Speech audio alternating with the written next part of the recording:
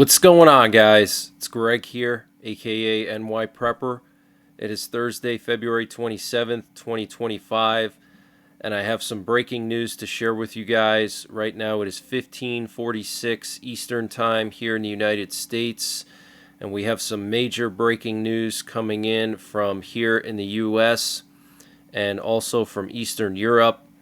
So, the Ukrainian cabinet has officially approved the signing of the minerals deal with the U.S., and Zelensky is going to be coming to the White House tomorrow to meet with Trump and publicly sign this minerals agreement with Trump, which is going to allow for the joint exploration of rare earth minerals and oil and gas in Ukraine. This is absolutely huge because now you're going to have American companies and an American presence in Ukraine, which means that Russia is not going to be able to bomb all of Ukraine's energy infrastructure anymore. They're not going to be able to do these massive strikes on civilian areas like they've been doing for the last 3 years. So this could potentially piss Putin off. We'll have to wait and see. And this afternoon, the British Prime Minister Keir Starmer visited the White House, and he did joint press conferences with Trump. They took questions. So I have some interesting clips to share with you. But Zelensky said yesterday that the U.S. Rare Earth Minerals Agreement contains a clause on security guarantees, okay? So this is absolutely huge news. And answering a question about whether he would be ready to provide air cover and support for European troops in Ukraine, Trump said that an economic agreement with Ukraine will indeed bring us into that country. We will work there. We will have a lot of people there. And in that sense, it is very good. It is support, you could say. Okay, so now the U.S. is basically going to be in Ukraine, okay, mining these minerals, mining for oil and gas. So this could potentially cause Putin to get pissed off. All right, we'll have to wait and see. And Trump said that the U.S. will try to raise the issue of returning some of the lost territories to Ukraine, but it will be difficult to achieve. And Belarus has begun exercises involving large-scale redeployment of soldiers and equipment. Belarus launched combat readiness checks of its armed forces with mobilization of reservists and mobilization of equipment. A comprehensive inspection of the combat readiness of the armed forces is underway in Belarus, within the framework of which reserves are called up and enterprises transfer equipment to the army. In addition, rail transport is playing a significant role in the maneuvers. Trains are being used to transport personnel, military equipment, and ammunition.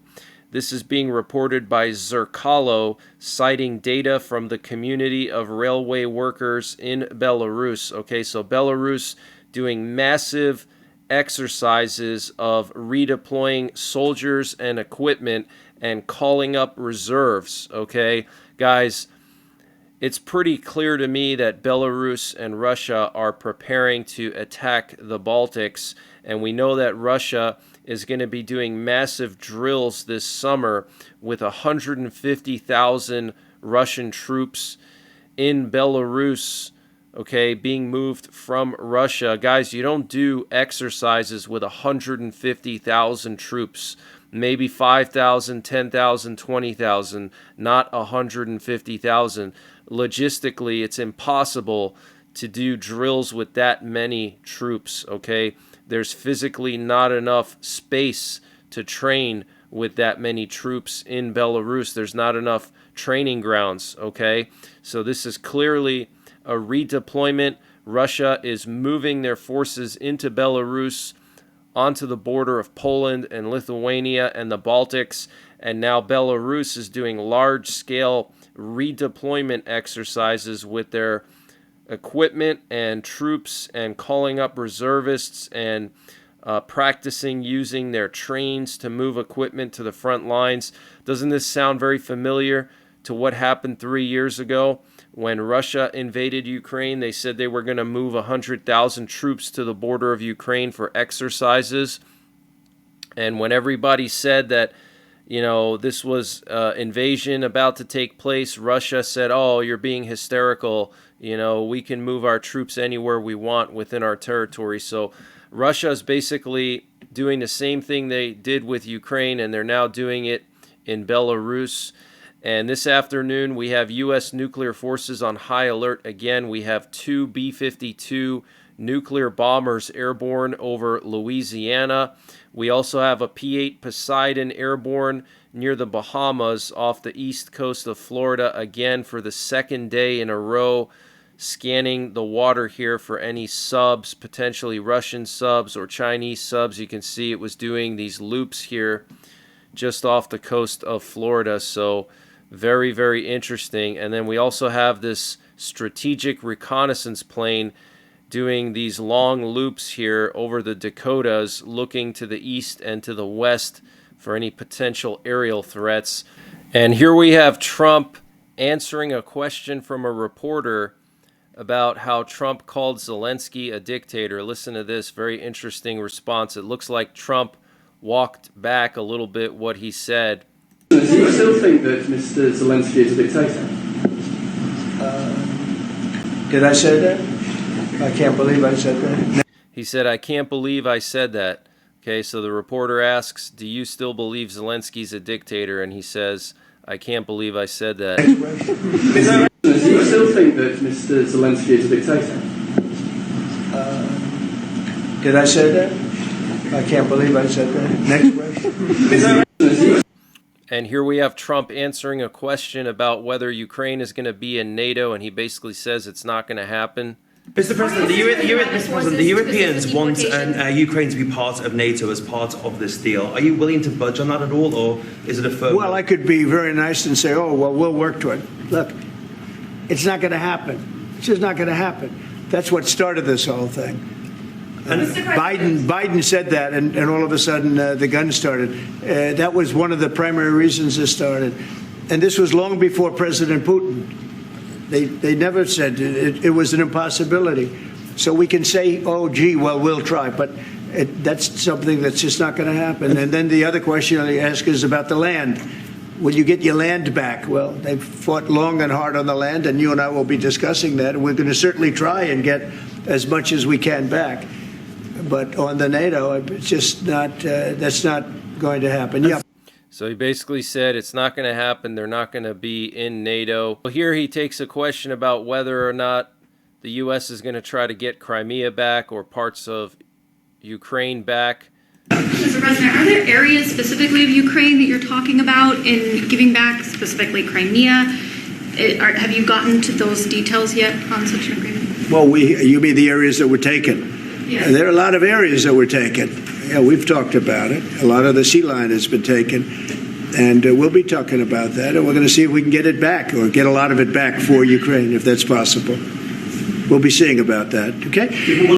So it looks like he's going to try to get some land back from Russia. So it looks like Trump is going to try to get some of Ukraine's land back from Russia. I don't think that's going to happen, but looks like he's going to try. And last night we had a pair of B-52 nuclear bombers take off from the UK and go all the way down to Turkey and then come back.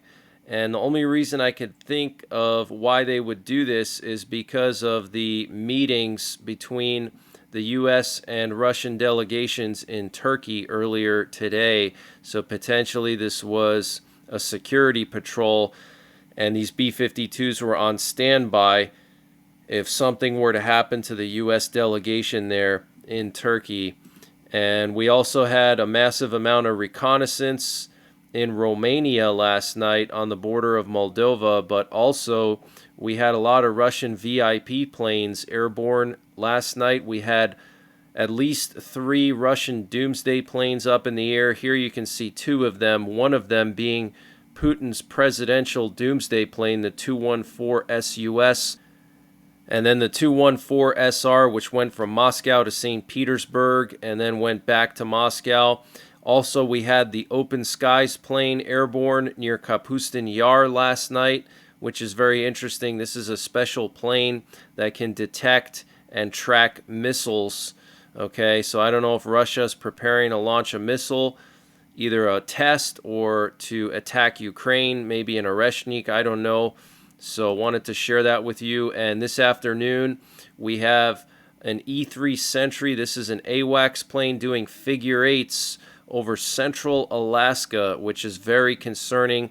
It could mean that the Russians have some aviation close to the Alaskan ADIZ, the Air Defense Identification Zone. And then here we have Trump taking a question from a reporter about what he would do if Putin doesn't stick to the terms of the peace deal in Ukraine. If Putin did not stick to the terms of any deal on Ukraine. If he not what? If he did not stick to the terms of any deal on Ukraine, because he has a history of not sticking to his word when it comes to international agreements. I think he'll keep his word. I think I've spoken to him. I've known him for a long time now. I've known him. We had to go through the Russian hoax together. That was not a good thing. It's not fair. That was a rigged deal and had nothing to do with Russia. It was a rigged deal with inside the country, and they had to put up with that too. They put up with a lot. It wasn't just us. They had to put up with it, with a phony story that was made up.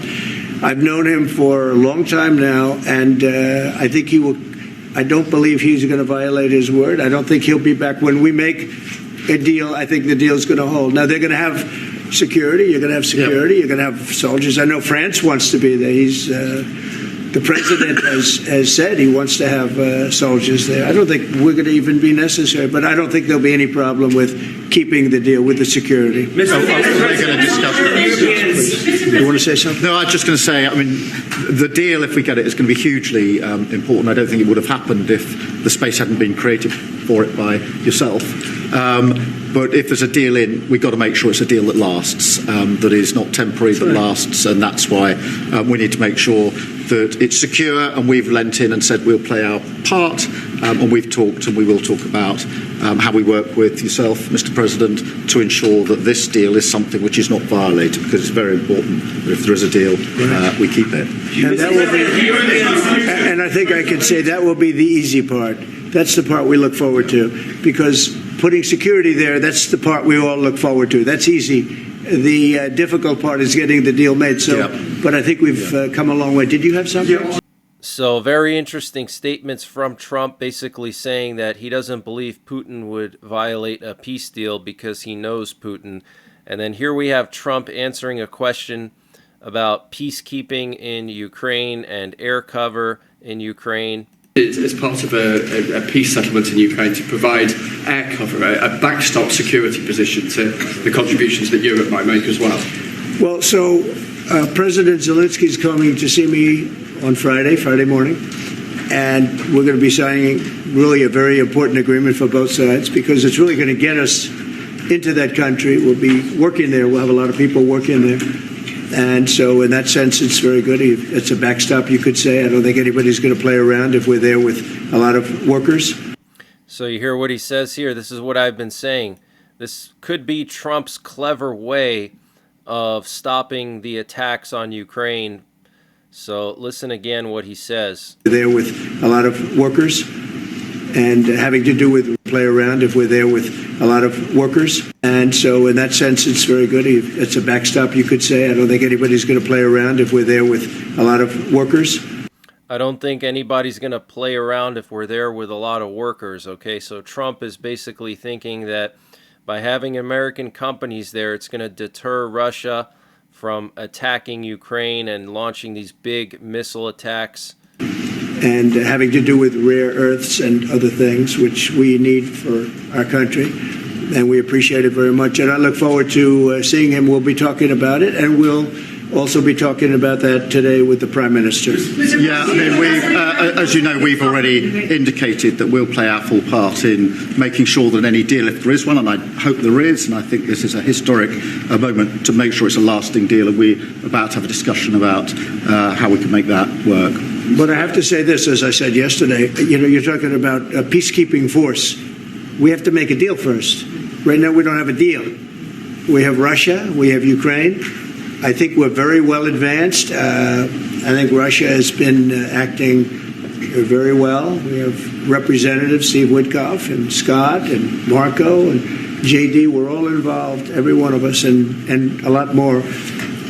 But I think we're very well advanced on a deal, but we have not made a deal yet. So I don't like to talk about peacekeeping until we have a deal. I like to get things done. I don't want to give it the bad luck sign. We don't want to do that. But we've had very good talks with Russia, and we've had very good talks, as you know, with Ukraine. Yes, sir.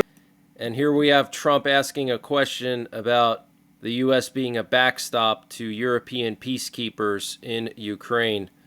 US forces could be deployed as a backstop in a peacekeeping operation in direct confrontation with Russian forces. Could U.S. troops be deployed as a backstop against European forces in Ukraine as in direct confrontation with Russia?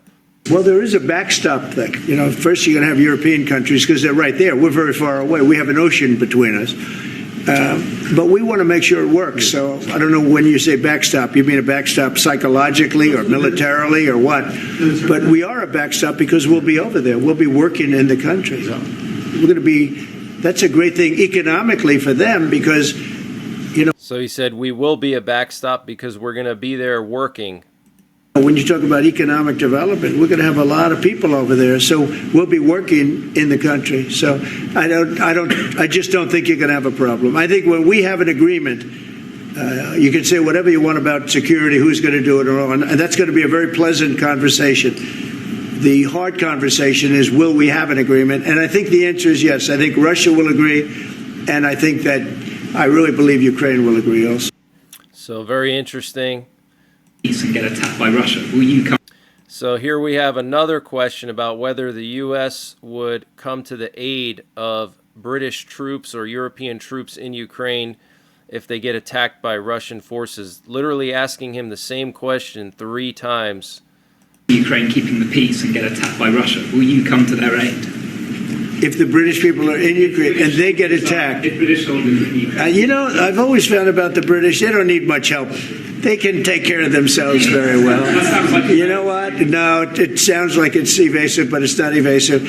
You know, the British have been incredible soldiers, incredible military, and they can take care of themselves. But if they need help, I'll always be with the British, okay? I'll always be with them. But they don't need help. You look at their career. You have done very well over the years, haven't you? We have. I'm very proud of our country. And but we've also always been backing each other up between our two countries. That is why this is the greatest alliance for prosperity and security I think the world has ever seen.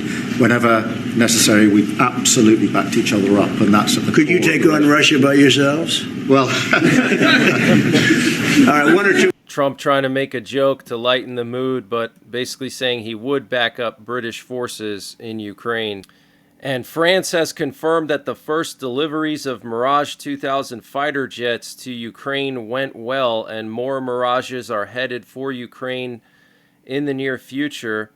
And Russia has proposed to the Trump administration a potential agreement under which the U.S. would gain some ownership of rare earth minerals and other valuable metals in parts of Ukraine controlled by the Russian military, according to 2 U.S. officials familiar with intelligence on the matter and another person briefed on the proposal. Wow. Okay, so Russia offering the U.S. rare earth minerals that they have under their control in Ukraine. Top aides to Russian President Vladimir Putin floated Russia's ideas with the Trump administration officials last week at a meeting in Saudi Arabia. And apparently Russia presented this idea when the U.S. and Russian officials met for the first time in Saudi Arabia last week. And apparently one of the options involved U.S. mineral rights to Donetsk and Zaporizhia. Very, very interesting. And Iran has put its defense systems around their nuclear sites on high alert amid fears of an attack by Israel and the U.S.